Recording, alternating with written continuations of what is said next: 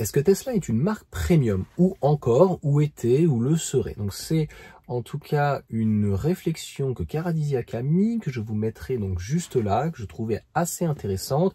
Et moi je vais donner mes éléments et c'est surtout que j'ai répondu au sondage, c'était 50-50, je m'attendais à pire que ça. En fait quand on voit le nouveau modèle Y notamment, si on fait abstraction, parce que les gens vont dire oui mais il manque un écran à l'avant, il manque des radars, et il manque ceci, et il n'y a pas de possibilité de cela, et le FSD il est très cher, etc. etc. C'est quand même un véhicule aujourd'hui sans bonus à 45 000 € si on le met de côté, qui a des sièges électriques à l'arrière, on a un véhicule qui est extrêmement bien fourni, et le premium ne veut plus dire en fait en termes de froufrou, tu vois, une qualité perçue, un petit peu une qualité allemande, Audi. Donc c'est vrai que c'est bien d'avoir des matériaux qui soient qui sortent un peu de l'ordinaire, un certain cuir, un certain velours, etc. Mais on parle pas de marque de luxe. On parle du premium. Et finalement, qu'est-ce que ça veut dire être une marque premium? Quand on voit toutes les voitures, que ce soit Model 3, Model Y, Model S, Model X, déjà on a des véhicules qui sont extrêmement performants. On a des véhicules, quand on a vu le Model 3 restylé, donc notamment Highland, vraiment l'assemblage, la qualité d'assemblage, je peux vous dire, franchement, ça n'a absolument rien à envier au premium. Et d'ailleurs, il faut dissocier, à mon sens, deux choses. Le côté, on va dire, bling bling. Excuse-moi, mais ce que fait, moi, je vois la Mégane un peu Renault.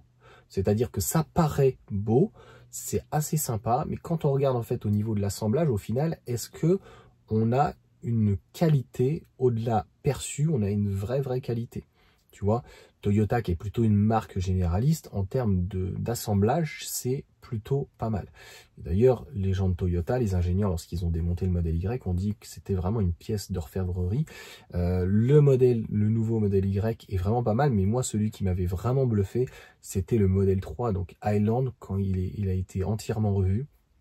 Franchement, le véhicule, encore une fois, en termes de qualité, on voit l'assemblage, on voit comment c'est fini.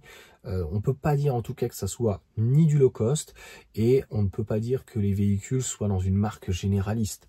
Voilà, donc on n'est pas sur des petites motorisations, on n'est pas sur des petites batteries, il n'y a pas réellement de mesquinerie. Certains diront qu'il y a des manques, mais à mon sens, on est vraiment sur de la tech, sur un véhicule premium, on n'est pas sur des véhicules de luxe, on n'est pas sur des véhicules entre guillemets non plus sportifs ou ultra sportifs, mais pour tout ce mélange, de la qualité d'assemblage, de l'infodivertissement, des performances, de la qualité dans l'ensemble, franchement, eh bien, on peut dire qu'on a un excellent rapport qualité-prix et qu'on est vraiment donc dans une marque premium, mais qui est différente.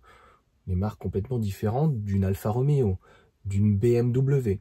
Donc, c'est la réussite, en tout cas, je trouve, de Tesla, de réussir à proposer pratiquement tout de série et de réussir à se faire de la gratte sur des peintures à 2600 €, un EAP, franchement, un pilote amélioré à, je sais plus, 3008. Donc, même sur certaines choses, les jantes ou même le cuir, tu vois, pourrait être pratiquement gratuit. Tu choisis ton cuir blanc ou noir, c'est pas ça qui leur coûte forcément très cher. Mais donc on est, à mon sens en tout cas, au-delà d'être du premium, dans un premium qui est différent, qu'on connaissait avant. C'est fini là, comme d'ailleurs Thierry Vigneault, donc c'est Lucien, donc la boiserie, il s'appelait boiserie parce que les BM en fait, l'option plus qui était hors de prix, moi je trouvais dégueulasse, c'était les boiseries, tu vois, qu'il y avait dans notamment les BM ou même les Mercedes. Il y a pu avoir dans certaines Peugeot ou Citroën, peut-être j'ai un doute. Mais le noyer, tu sais, oh là là, c'est d'un kitsch.